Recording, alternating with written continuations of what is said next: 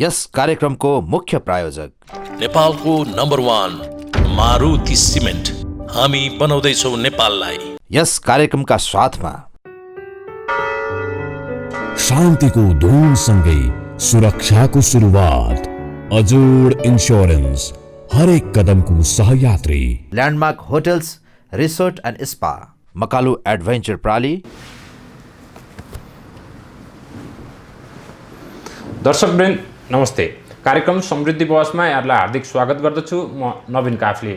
विश्वभर फैलिएको corona virus COVID-19 र यससँगै नेपाल सरकारले जारी गरेको लकडाउन वा निषेधाज्ञाका कारण नेपालको औद्योगिक व्यावसायिक क्षेत्र ठप्प बनेको छ भने मुलुकको अर्थतन्त्र नै सङ्कटतर्फ धकेलिएको छ। मुलुकको वर्तमान यो अवस्थाबाट नेपालको अर्थतन्त्रलाई उकास्न र औद्योगिक व्यावसायिक वातावरणलाई पुनरुत्थान वा पुरानै अवस्था वा भनौँ न्यू नर्मल अवस्थामा फर्काउनका निम्ति नेपाल सरकार र समग्र निजी क्षेत्रले गर्नुपर्ने भूमिकाहरू के हुन् भन्ने विषयमा जानकारी लिन आज हामीसँग नेपाल उद्योग वाणिज्य महासङ्घका वरिष्ठ उपाध्यक्ष एवं भावी अध्यक्ष शेखर गोल्छा हुनुहुन्छ। आउनुहोस् आजका मेरा अतिथि गोल्छालाई कार्यक्रममा स्वागत गरौँ। गोल्छाजी, कार्यक्रममा स्वागत छ। नमस्कार। मैले पृष्ठभूमिमा पनि अलिकति विषय राखेँ। यो कोभिड-19 वा कोरोना भाइरस नेपाल सरकारले जारी गरेको लकडाउन का कारणले समग्र स्वास्थ्य व्यवस्थामा त चुनौती देखियो नि, त्यससँगै अर्थव्यवस्था र मुलुकको औद्योगिक व्यावसायिक वातावरण ठप्प प्राय बनेको अवस्था छ। भलै केही दिनदेखि यो सञ्चालनतर्फ अग्रसर छ। यस्तो विषम परिस्थितिमा समग्र नेपालको निजी क्षेत्र र औद्योगिक व्यवसायीहरूको आजको मनस्थिति चाहिँ कस्तो छ? यो तपाईँले प्रश्न जुन गर्नुभयो, अहिले सबैतिर कुरा यही चलिरहेको छ। खास गरेर नेपालको निजी क्षेत्रको मनोबल धेरै खस्केको जस्तो अवस्था छ। किनभने 4 महिनाको जुन लकडाउन, त्यसपछि अहिले निषेधाज्ञा, त्यसले चाहिँ अर्थतन्त्र एकदमै बिरामी परिसकेको छ। खास गरेर 4 महिनाको लकडाउन मलाई लाग्छ यो विश्वकै सबैभन्दा लामो लकडाउन रहेको थियो र यसले झन्डै जुन राष्ट्र ब्याङ्कको सर्वेक्षण अनुसारले झन्डै 97% बिजनेसले 75% जति आफ्नो बिजनेस गुमाएको छ र त्यसले गर्दाखेरि एउटा समग्र रूपमा अर्थतन्त्रमा एउटा लामो रूपमा यसले असर पार्छ जस्तो देखिएको छ। अब 75% जब अर्थतन्त्र खुम्चिन्छ या निजी क्षेत्रको व्यवसाय खुम्चिन्छ, त्यसले राजस्वमा सिधै असर पर्छ। राजस्वमा असर परिसकेपछि सरकारले साधारण खर्च पनि धान्न गाह्रो हुने एउटा अवस्था आउन सक्छ जस्तो देखिएको छ। अहिले अर्थतन्त्रका विभिन्न क्षेत्रमा परेका क्षतिहरूको बारे विभिन्न किसिमका अध्ययनहरू पनि भएका छन्। भलै यसको आयु लम्बिँदै जाँदा यसका क्षतिहरू पनि बढ्दै जाने अनुमान गर्न सकिन्छ। यसका क्षतिहरूको सन्दर्भमा हामीले विश्लेषण गर्दा कुन ढङ्गले गरिनुपर्छ अथवा यसले आगामी दिनहरू कति समयसम्म यसको प्रभाव कस्तो किसिमले देखिन्छ भन्ने सन्दर्भमा बहसको हाम्रो दायरालाई नै अलिकति फराकिलो बनाउनु पर्ने अथवा हाम्रो दृष्टिलाई नै त्यसरी अलिक फराकिलो ढङ्गले हेर्नुपर्ने आवश्यकता छ। अब हेर्नुहोस्, यो नेपालमा मात्रै होइन, विश्वमै सबै ठाउँमा यसको असर परेको छ। अहिले केही तथ्याङ्कहरू आएका छन्। भारतको अर्थतन्त्र 24%ले खुम्चेको छ। युरोपमा पनि हेर्ने हो भने धेरैजसो देशको अर्थतन्त्र 20%, 22% जस्तो खुम्चेको जस्तो अवस्था रहेको छ। विश्वको सबैभन्दा ठुलो अर्थतन्त्र अमेरिकाको पनि अहिले अर्थतन्त्र राम्ररी नै खुम्चेको छ, 10% भन्दा बढी खुम्चेको छ। यस्तो अवस्थामा नेपालमा पनि खुम्चिनु, नेपालमा पनि यसको असर पर्नु चाहिँ स्वाभाविकै रहेको छ र नेपालमा पनि अहिलेसम्म तथ्याङ्कले नदेखाए तापनि, अहिलेसम्म विश्व ब्याङ्कको तथ्याङ्क या अन्य हाम्रो सरकारको तथ्याङ्कमा ऋणात्मक नदेखाए पनि हामीलाई के लागिरहेको छ भने यो लामो 4 महिनाको जुन लकडाउन र त्यसपछिको निषेधाज्ञाले अब हाम्रो अर्थतन्त्र ऋणात्मकतिर चाहिँ हामी गइसकेका छौँ। गोल्छाजी, एकातिर निजी क्षेत्रको सरकारसँग यो कठिन परिस्थितिमा आफ्नै किसिमका अपेक्षाहरू छन् भने सरकारको पनि आफ्नै किसिमका बाध्यता, सीमितता र दायराहरू छन्। राजस्व सङ्कलनमा आएको गिरावट लगायतका विभिन्न क्षेत्रमा देखिएका समस्याले सरकार स्वयं समस्यामा परेको जस्तो पनि देखिन्छ भने अर्कोतिर निजी क्षेत्र जो यो कठिन परिस्थितिमा आफै समस्यामा छ, उसलाई सरकारले सम्बोधन गर्नुपर्ने विषयहरू पनि छन्। निजी क्षेत्रको चाहना र सरकारको आफ्नो सीमित स्रोत साधन, यी दुईवटा विषयहरूलाई कसरी सामञ्जस्य मिलाएर आगामी दिनमा अगाडि बढ्नुपर्छ भन्ने यहाँ ठान्नुहुन्छ? अब नवीनजी, यो जुन अहिले समस्या आएको छ त्यो समस्याको कस्ट चाहिँ सरकार, नेपाल सरकार, निजी क्षेत्र र नेपाली जनता हामी सबैले यसलाई चाहिँ यसको दुःख भोग्ने कुरा निश्चित नै छ र हामी नै जिम्मेवार छौँ। हामी जिम्मेवार छौँ, किनभने सरकारको पनि कुरा गर्ने हो भने राजस्व अहिलेसम्म नदेखे तापनि अब आउने क्वार्टरदेखि राजस्व चाहिँ धेरै घट्ने चाहिँ देखिएको छ। त्यस्तै गरेर एउटा तथ्याङ्क मैले हेरिरहेको थिएँ, आइएलओको तथ्याङ्क हेर्ने हो भने 22% नेपालीले रोजगारी, खास गरेर औपचारिक क्षेत्रमा रोजगारी गुमाएको जस्तो अवस्था रहेको छ। र यसको कस्ट हामी सबै, जसरी मैले भने, यो सबै सरकारको मात्रै समस्या होइन, निजी क्षेत्रको मात्रै समस्या होइन, हामी सबै नेपाली जनताको सबैको यो समस्या रहेको छ। र यसबाट जुन उत्पन्न जुन ऋणात्मक स्थिति छ त्यसले चाहिँ हामी सबैले यसको दुःख भोग्ने यो चाहिँ निश्चित नै देखिएको छ।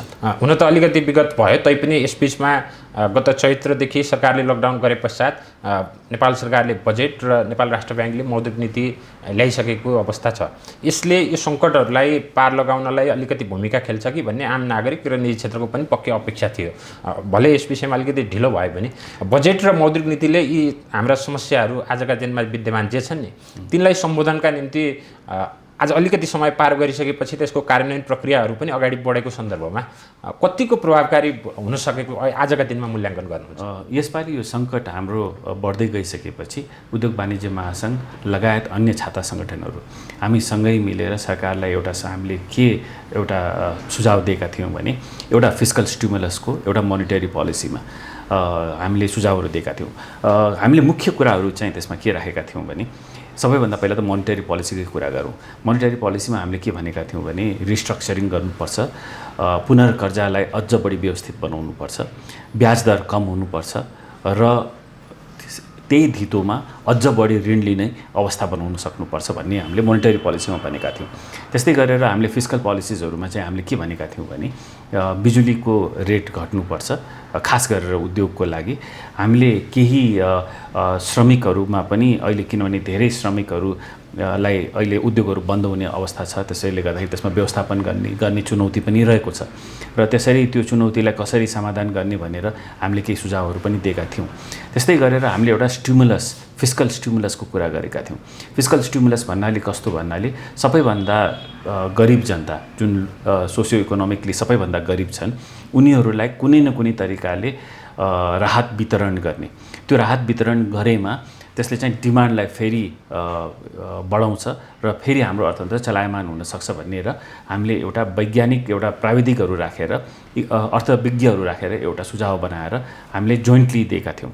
त्यसमा केही कुराहरू चाहिँ एड्रेस भएको थियो, जस्तै यहीँनिर केही विषयहरू एड्रेस भयो भनियो। नेपाल राष्ट्र ब्याङ्कले मौद्रिक नीति मार्फत यहाँले भन्नुभएको जस्तो पुनर्कर्जा र केही राहत प्याकेज र राहत कोषको पनि व्यवस्था गरेको देखिन्छ। मौद्रिक नीति आएको यत्तिका समय गुज्रिसक्दा पनि यस विषयमा अर्थ मन्त्रालयले कार्यविधि बनाएको छ त भनिन्छ, तर त्यो राहत कोषहरू परिचालन गर्ने सन्दर्भमा यो ढिलाइ भइरहेको छ नि, जो यसलाई महासङ्घले कसरी हेरिरहेको छ? होइन, पक्कै पनि जुन राहत मौद्रिक नीतिले हामीलाई दिएको थियो, खास गरेर पुनर्कर्जाको राहत एकातिर खास गरेर साना र मझौला उद्योगी व्यवसायहरूले पाउने गरी, किनभने यसभन्दा पहिला चाहिँ पुनर्कर्जाको राहत चाहिँ ठुला उद्योगहरूले मात्रै पाएका थिए र यसपालि हामीले उद्योग वाणिज्य महासङ्घले नयाँ कार्यविधि बनाएर जुन पुनर्कर्जाको सुविधा साना र मझौला उद्योगी व्यवसायहरूलाई पाउनुपर्छ र 5% सहुलियत दरमा उनीहरूले ऋण पाउनुपर्छ भनेर हामीले नयाँ कार्यविधिमा हामीले आफ्नो सुझावहरू पनि दिएका थियौँ। र अहिले चाहिँ कस्तो भइरहेको छ भने एकातिर ब्याङ्कमा तरलता एकदमै बढेको छ र ब्याङ्कहरूमा तरलता बढ्दाखेरि धेरै उद्योगी व्यवसाय, खास गरेर साना र मझौला उद्योगी व्यवसायहरूको गुनासो के छ भने ब्याङ्कहरूले हाम्रो पुनर्कर्जालाई राष्ट्र ब्याङ्कसँग प्रोसेस गरिदिएन। उनीहरू अहिले यसको लागि त्यति उत्साहित देखिए छैनन् भनेर भनेका पनि छन्। त्यसपछि पुनर्कर्जाको समय पनि एकदमै कम र यसलाई पनि समय पनि बढाउनुपर्छ भन्ने कुरा पनि सबै साथीहरूले, खास गरेर साना जिल्लाका साथीहरूले यो विषयलाई उठाएका छन् र यो विषयलाई हामीले अस्ति पनि श्रीमान गभर्नर साहबलाई राखेका थियौँ र यसमा चाहिँ हाम्रो छलफल जारी नै छ। र त्यस्तै पर्यटन लगायतका कतिपय उद्योग र क्षेत्रमा दिइने भनेको राहत कोष जो 50 अर्ब बराबरको सरकारले घोषणा गरेको थियो, त्यसका विषयमा पनि कुनै ठोस प्रगति भएको देखिएन। किनभने पुनर्कर्जा 2 खर्बको सरकारले भनेको छ, त्यसमा 50 लाख चाहिँ स्पेसिफिक एरियाजको लागि भनेर छुट्याएको छ। तर अहिलेसम्म पनि किनभने यसको नियमावली बन्दाखेरि पनि अहिले पनि खास गरेर पर्यटक क्षेत्र र हस्पिटालिटी इन्डस्ट्रीहरूमा यसको सुविधा चाहिँ त्यति नपाएको चाहिँ गुनासो सबै साथीहरूको छ। तर अन्य सुविधाहरू जुन मौद्रिक नीतिमा बोलिएको थियो, जस्तै कर्जाको रिस्ट्रक्चरिङ, इन्ट्रेस्ट रेट घटेको अहिले हामी सबैले महसुस गरेका छौँ र त्यसपछि कर्जालाई बढाउने त्यही सेम धितोमा चाहिँ कर्जा बढ्नुपर्ने, यो सबै कुरा राहतहरू चाहिँ हामीले पाएका जस्तो छौँ। तर अझ पनि यसमा धेरै काम गर्न बाँकी छ। यसै बिचमा मुलुकको अर्थतन्त्र सङ्कटमा रहँदा अथवा आगामी कति दिनसम्म कस्तो किसिमको सङ्कट जान्छ भन्ने पनि ठ्याक्कै अनुमान गर्न सक्ने अवस्था आजका दिनमा छैन। तर यो अवस्थामा मुलुकको अर्थतन्त्र र अर्थ मन्त्रालय ड्राइभ गरिरहनुभएका अर्थमन्त्री युवराज खतिवडा हालै बिदा हुनुभएको छ मन्त्रालयको जिम्मेवारीबाट। नेपाल राष्ट्र ब्याङ्क, नेपाल राष्ट्रिय योजना आयोग लगायतका संस्थाहरूको नेतृत्व गरेर अर्थ मन्त्रालयको जिम्मेवारी सम्हाल्नुभएका व्यक्तिबाट एउटा किसिमको अपेक्षा पक्कै थियो होला। यहाँहरूको स्ट्यान्ड पोइन्टबाट हेर्दा चाहिँ उहाँको कार्यकाललाई कसरी मूल्याङ्कन गर्नुहुन्छ? पक्कै पनि जब 2/3 सरकार आउँछ, हाम्रो अपेक्षा एकदमै बढेको थियो। सायद हाम्रो जेनेरेसनले देखेको सबैभन्दा बलियो सरकार यो नै थियो र युवराज खतिवडाज्यू अर्थमन्त्रीको रूपमा आउनुभयो, यो सबै निजी क्षेत्रले स्वागत गरेकै थियो। किनभने उहाँ जति विज्ञ नेपालमा कोही पनि छैन। नेपालको हरेक क्षेत्रमा बसेर नेपाल राष्ट्र ब्याङ्क लगायत योजना आयोग लगायत सबै क्षेत्रमा नेतृत्व गरेर उहाँ यहाँ आउनुभएको थियो भनेपछि अपेक्षा सायद बढेको पनि थियो। तर यो अपेक्षा अनुसारले केही प्रगतिहरू पनि भएका थिए। तर यो कोभिड-19 को समस्याले गर्दाखेरि सायद जुन उन्नति हुनुपर्ने र जुन प्रगति हुनुपर्ने त्यसमा चाहिँ रोक आएको छ र अब यसमा चाहिँ अब कुनै व्यक्तिको चाहिँ गल्ती हो नि त, विश्वव्यापी नै यो रोग फैलिएको छ। त्यसैले गर्दाखेरि अलिकति चाहिँ हामी अहिले चाहिँ यो अप्ठ्यारोमा परेका छौँ। व्यक्तिको विषयमा केन्द्रित नभए पनि कतिपय व्यक्ति जो संस्थाको प्रमुखको भूमिकामा रहन्छन् उनीहरूको व्यक्तिगत कार्यशैली अथवा भिजनले पनि समग्र अर्थव्यवस्थामा प्रभाव पार्ने भएकोले आजका दिनमा हामी लगभग अर्थ मन्त्रालयमा नयाँ अर्थमन्त्रीको पर्खाइमा छौँ भनेको जस्तो अवस्था देखिन्छ। हिजोका दिनमा त जे भयो, तर अबको हाम्रो बाटो अगाडि कसरी तय गर्ने भन्ने सन्दर्भमा नयाँ अर्थमन्त्री का भूमिका पक्कै पनि महत्त्वपूर्ण हुन्छ। यस्तो परिस्थितिमा निजी क्षेत्रले अपेक्षा गरेको अर्थमन्त्री चाहिँ कस्तो हो त?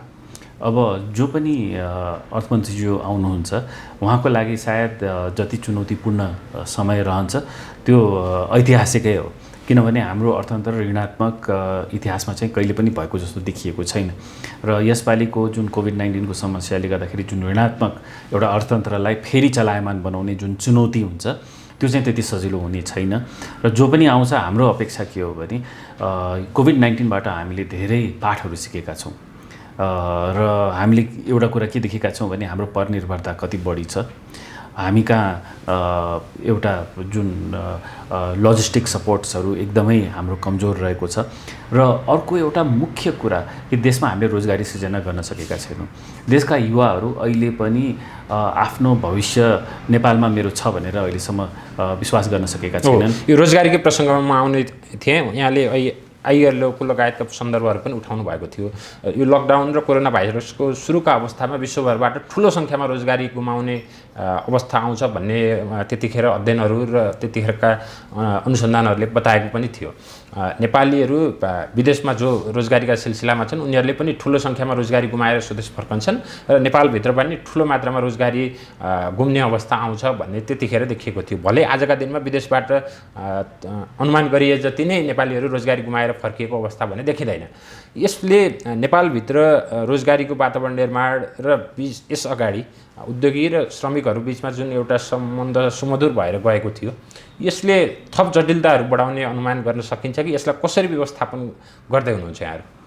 पक्कै पनि जुन अहिले कोभिडको समस्या आएको छ एउटा तथ्याङ्कले के देखाएको छ भने झन्डै 5 लाख युवाहरू नेपाली युवाहरू फर्किने तर्खरमा छन्। उनीहरूले आफ्नो रोजगारी गुमाएका छन्। दुईटा चुनौती के आएको छ भने एउटा त कोभिड-19, अर्को चाहिँ पेट्रोलियम प्रडक्ट्सहरूको जुन डिमान्ड विश्वव्यापी रूपमा घटेको छ र त्यसले गर्दाखेरि पनि जुन पेट्रोलियमले चल्ने अर्थतन्त्रहरू छन् त्यहाँ चाहिँ धेरै नेपालीहरू त्यहाँ काम गरिरहेका छन् र उनीहरूले रोजगारी गुमाउने एउटा अवस्था रहेको छ र 5 लाख उनीहरू आउनु, देशमा पनि 5 देखि 6 लाखले रोजगारी गुमाउने अवस्था देखिएको छ र हरेक वर्ष नेपाली जब मार्केटमा 4 देखि 5 लाख युवाहरू नयाँ जब मार्केटमा आउँछन् भनेपछि लगभग हामीले 15 लाखलाई अहिले व्यवस्थापन गर्नुपर्ने चुनौती देखिएको छ। र मलाई के लाग्छ भने सायद कुनै पनि सरकारले नेपालमा त्यति रोजगारी नेपालमा सृजना गर्नुपर्ने, हुन त पब्लिक रेटोरिकको हिसाबले सबैले बोल्थे, तर सबै नेपालीहरू बाहिर नै विदेशी नै र आफ्नो भविष्य बाहिर नै खोज्ने भएकोले सरकारलाई त्यति टाउको दुखाइ चाहिँ कहिले पनि थिएन। र अहिले पहिलो पटक मलाई लाग्छ जब यति युवाहरू फर्किन्छन् र देशमा पनि रोजगारी गुम्छ, आउने समयमा यो एउटा ठुलो चुनौती चाहिँ सरकारको लागि पक्कै पनि रहन्छ। र हामीले यसलाई व्यवस्थापन गर्न सकेनौँ भने यसले चाहिँ ठुलो विकृतिहरू पनि जन्माउँछ। एउटा ल एन्ड अर्डरको त समस्या छँदैछ, तर सरकारहरू पनि परिवर्तन हुनेदेखि लिएर अन्य समस्याहरू हुने एउटा ठुलो चुनौतीको रूपमा पनि यो आउन सक्छ। शिखरजी, हामी यो रोजगारीको सन्दर्भमा कुरा गरिरहँदा अबको दिनमा झन् जटिलता र थप समस्याहरू आउने प्रश्न छ। यो कठिन परिस्थितिमा नयाँ रोजगारी सृजनातर्फ सरकार र निजी क्षेत्रले हातेमालो गर्नुपर्ने, सहकार्य गर्नुपर्ने अथवा इनोभेटिभ आइडियाजहरू ल्याउनु पर्ने अवस्था चाहिँ देखिन्छ। त्यसका निम्ति कहीँ कतैबाट तयारी भएको जस्तो देखिन्छ? अनि तयारीहरू नभएको चाहिँ होइन नवीनजी, तयारी केही भइरहेको जस्तो पनि छ। अब यसमा चाहिँ हामीले दीर्घकालीन सोच र लघुकालीन सोच दुइटै राख्न जरुरी छ। मलाई के लाग्छ भने नेपालमा अहिले झन्डै 6 देखि 7 लाख विदेशी कामदारहरू काम गरिरहेका छन् र यो उनीहरूले यहाँ काम पाएका किन छन् भने उनीहरूले सर्टन स्किल सेट एउटा केही उनीहरूले आफ्नो केही स्किल्सहरू चाहिँ लिएर आएका छन् र हामी नेपाली युवाहरू चाहिँ त्यो स्किलहरू नपाएको भन्ने जस्तो अवस्था रहेको छ।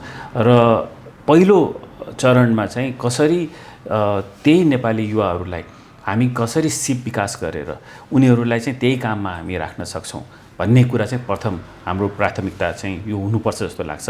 अर्को चाहिँ कृषि क्षेत्र रहेको छ। अब कृषि क्षेत्र हुन त हामी कृषि प्रधान देश भन्छौँ, कृषिले झन्डै 50% भन्दा बढी हाम्रो अर्थतन्त्र धानेको पनि छ र झन्डै 70% जस्तो जनसङ्ख्या पनि कुनै न कुनै तरिकाले कृषिसँग आश्रित पनि छन् र कृषिलाई अझ पनि हामी विकास गर्न सकेका छैनौँ। कृषिको कुरा गर्ने भने हाम्रो प्रोडक्टिभिटी साउथ एसियामै सबैभन्दा कम छन्। अब यसमा धेरै कानुनहरूको समस्या छन्, हामी यान्त्रिकरण गर्न सकेका छैनौँ र यो समस्याहरूलाई पनि हामी समाधान गर्ने भने कृषिमा पनि धेरै युवाहरूलाई रोजगारी दिन सकिन्छ। र त्यसपछि उद्योगमा रहेका चुनौतीहरू सधैँ हामीले कुरा पनि गरेका छौँ। नेपालमा उद्योगको रहेको सबैभन्दा ठुलो समस्या के हो भने कस्ट अफ डुइङ बिजनेस, जसलाई नेपालको उद्योगको लागि कस्ट जुन छ त्यो चाहिँ एकदमै बढी छ। हामीले विभिन्न चरणमा कुन तरिकाले कस्ट घटाउन सकिन्छ भनेर सरकारलाई आफ्नो सुझाव पनि दिएका छौँ। यो कस्ट घटाउन सकेनौँ भने हामी अहिले जुन व्यापार घाटामा गइरहेका छौँ र यो चाहिँ आउने भविष्यमा झन् व्यापार घाटा हाम्रो बढ्छ र त्यसैले गर्दाखेरि नेपालमा उत्पादन हुनुपर्छ, नेपालमा भ्याल्यु एडिसन हुनुपर्छ र त्यसमा रहेका चुनौतीहरू के छन् त्यसलाई चाहिँ हामीले समाधान गर्न सक्नुपर्छ। चुनौती यत्रतत्र देखिन्छ। नेपाल उद्योग वाणिज्य महासङ्घ पनि पुरानो नेतृत्वको कार्यकाल सकिएको र नयाँ नेतृत्व आउन नसकेको यो करिब सङ्क्रमणको अवस्थामा यो कठिन परिस्थितिमा छ। यदि महासङ्घमा नयाँ नेतृत्व आइसकेको भए पनि यतिखेरका जटिलताहरूलाई सम्बोधन गर्नेतर्फ अथवा सरकारलाई झकझक्याउनेतर्फ केही पहल यहाँको नेतृत्वमा केही हुन सक्थ्यो होला। त्यो नहुँदा पनि थप जटिलता निजी क्षेत्रले महसुस गरेको जस्तो कतिपय उद्योगी व्यवसायीसँगको कुराकानीमा हामी पाउँछौँ। महासङ्घले यस विषयमा अध्ययन गर्न एउटा कार्यदल बनाएर त्यो कार्यदलले रिपोर्ट पनि दिइसकेको अवस्था छ। अबको दिनमा महासङ्घले आगामी अधिवेशनका सन्दर्भमा के सोचिरहेको छ? अहिले जसरी तपाईँले भन्नुभयो एउटा कार्यदल बनेको छ, कार्यदलले 3टा सुझाव दिएको छ चुनाव गराउनको लागि। झन्डै 6-7 महिना हामी पछि परिसकेका छौँ, किनभने हाम्रो विधानअनुसारले चैतमा हामीले चुनाव गराएर सिध्याउनु पर्ने थियो र नयाँ नेतृत्व आइसक्नु पर्ने थियो र म त्यसको अध्यक्ष। किन हाम्रो अहिलेको विधानअनुसार मैले वरिष्ठको चुनाव लडिसकेपछि अब स्वतः म अध्यक्षको रूपमा आइसकेर काम सुरु गरिसक्नु पर्ने थियो, तर त्यो हुन सकेको छैन। कोभिड-19 को समस्या नै यसको मुख्य कारण छ। मलाई लाग्छ यसको कुनै अन्य कारण चाहिँ होइन। कोभिड-19ले गर्दाखेरि जुन 4 महिनाको लकडाउन भयो र त्यसपछि सङ्क्रमण यति बढेर गएको छ कि अहिले चुनाव गराउन चाहिँ एकदमै गाह्रो पनि छ। हुन त कार्यदलले 3टा सुझाव दिएको छ। एउटा सुझाव के दिएको छ भने काठमाडौँमै विभिन्न क्षेत्रहरूमा राखेर भिड नगरिकन सोशल डिस्टेन्सिङ मेन्टेन गरेर चुनाव गराउनु एउटा सुझाव दिएको छ। अर्को चाहिँ हरेक 7वटा प्रदेशमा हामीले चुनाव गराउने पनि सुझाव दिएको छ। तेस्रो चाहिँ हामीले इन्टरनेट मार्फत चुनाव गराउने भन्ने पनि एउटा सुझाव आएको छ।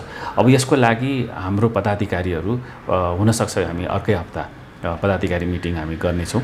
त्यो सबै 3टै मोडालिटीमा चाहिँ हामीले छलफल गर्नेछौँ र जुन मोडालिटीले गर्न सकिन्छ त्यसमा चाहिँ हामी अगाडि बढ्छौँ। तर म सबै दर्शकहरूलाई चाहिँ के विश्वास दिलाउँछु भने यो जुन ढिलो भएको हो यसमा कुनै राजनीति होइन, यो मात्र स्वास्थ्यको दृष्टिकोण र सङ्क्रमण बढेकोले मात्रै यो भएको हो। भले देखिने हिसाबले राजनीति भएको छैन भनेर यहाँले भन्नुभयो, त्यस विषयलाई हामी पनि मानौँ।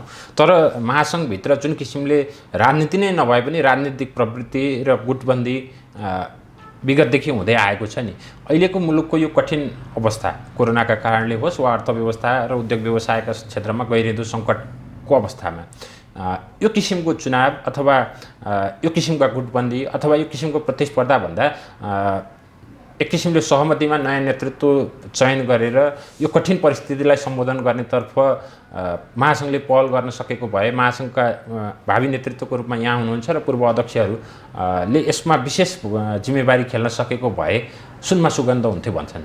पक्कै पनि नवीनजी तपाईँले एकदमै राम्रो कुरा गर्नुभयो र यसमा अहिले पनि हामी प्रयासरत छौँ।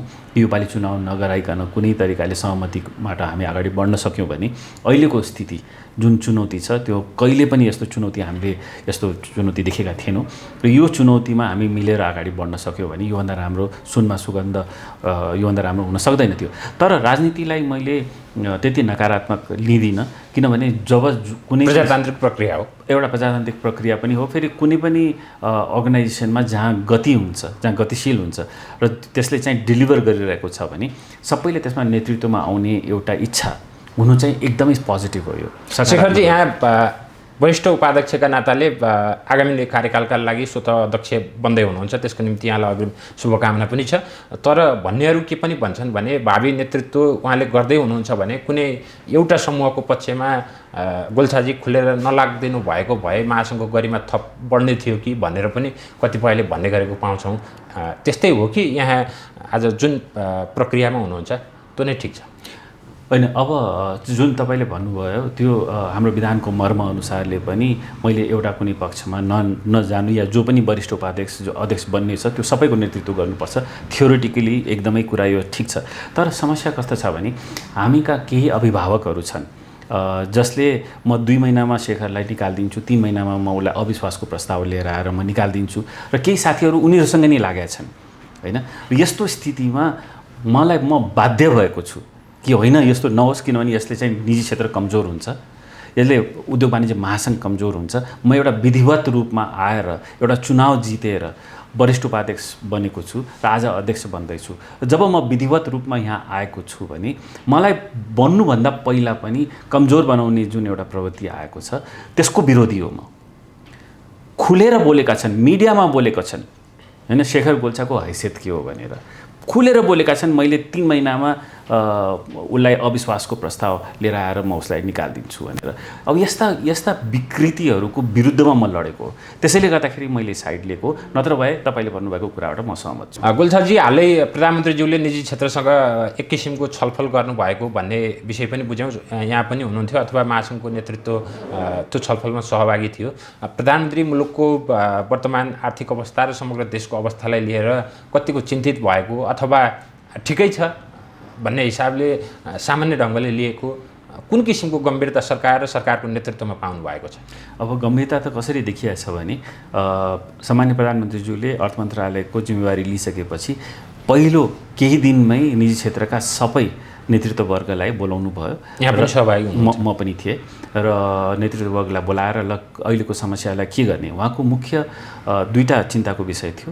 एउटा कि अहिले कोभिड-19 फैलिरहेको छ, यस्तो बेलामा अर्थतन्त्रलाई हामी लकडाउन या निषेधाज्ञा कति दिनसम्म चलाउने भन्ने हाम्रो राय उहाँले एउटा बुझ्न खोज्नु भएको थियो।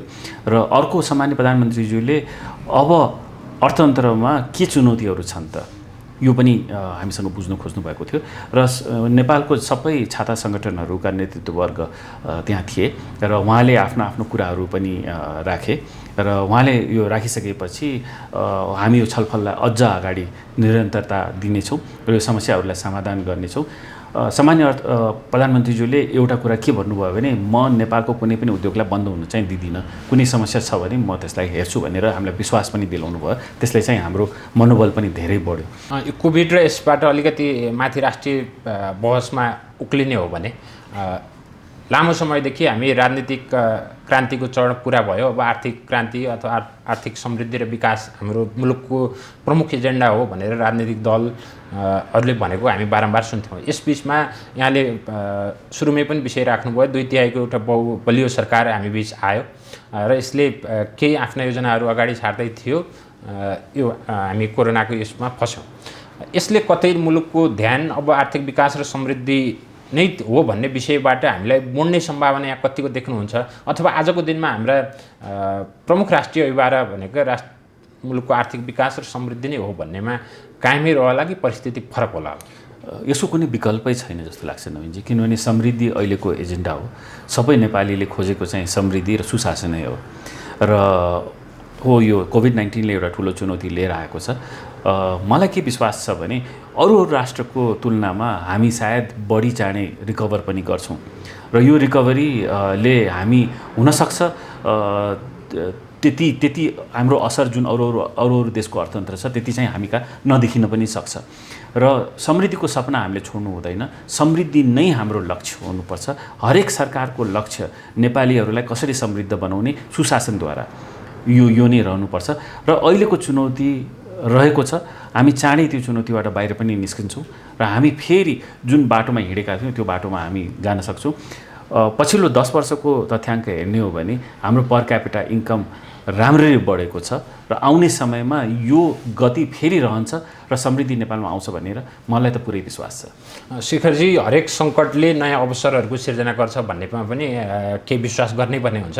व्यक्तिगत रूपमा यहाँलाई नेपालको ठुलो युवा पुस्ता फलो गर्छ, यहाँका विचार र व्यावसायिक एजेन्डाहरूलाई पनि फलो गर्छ। आजका दिनमा ठुलो युवा पुस्ता कसरी आफूलाई अगाडि बढाउने र देशको विकास र समृद्धिमा आफूलाई कसरी समाहित गर्ने भनेर सोचिरहेको एउटा पुस्ता देशभित्र विद्यमान छ भने अर्को युवा पुस्ता चाहिँ विदेशबाट विभिन्न श्रम सिप र क्षमता लिएर देशभित्र फर्किने अवस्था आजका दिनमा छ। उनीहरूलाई यो परिस्थितिलाई सही ढङ्गले सदुपयोग गर्दै आगामी दिनमा अगाडि बढ्ने सन्दर्भमा तपाईँको सुझाव के हुन सक्छ? सबैभन्दा पहिला त हामीले विश्वास गर्नु पर्यो कि यो देशमा हाम्रो भविष्य छ भनेर र त्यसका कारणहरू पनि छन्। मैले यो कुनै अति राष्ट्रवादको रूपमा मैले भन्न खोजेको पनि होइन। यो देशमा पक्कै पनि सम्भावनाहरू धेरै छन्। अहिले कोभिड-19को समस्याबाट हामीले एकछिन बाहिर निस्केर हेर्ने हो भने पर्यटन क्षेत्र, कृषि क्षेत्र, उद्योग क्षेत्र हामी भर्जिन ल्यान्ड हो। हामी यहाँ सबै क्षेत्रमा धेरै काम गर्न सक्ने एउटा अवस्था हुनसक्छ। हामी 3 करोड जनता वर्ल्डको सबैभन्दा यङ्गेस्ट कन्ट्री मध्ये एक छौँ। हाम्रो जुन बायोडाइभर्सिटी छ त्यो विश्वमै कहीँ छैन र अहिले विश्वको दोस्रो सबैभन्दा ठुलो अर्थतन्त्र र सम्भवतः तेस्रो सबैभन्दा या चौथो सबैभन्दा ठुलो अर्थतन्त्रको बिचमा हामी छौँ भनेपछि हामी विकास पक्कै गर्छौँ। तर युवाहरूले आफ्नो यही देशमा आफ्नो भविष्य खोज्ने वातावरण चाहिँ सरकारले बनाइदिनुपर्छ। शिखरजी, हामी अपेक्षा गरौँ यो कोरोना भाइरस र कोभिड-19को सङ्क्रमण चाँडै यहाँबाट अन्त्य होस् र मुलुकको औद्योगिक व्यावसायिक वातावरण पुनः सुचारू अवस्थामा सञ्चालन हुन सकोस्। यहाँको महासङ्घको कार्यकालको निम्ति अग्रिम शुभकामना दिँदै यहाँको महत्त्वपूर्ण समय र विचारका लागि धन्यवाद। नमस्ते। धन्यवाद नवीनजी।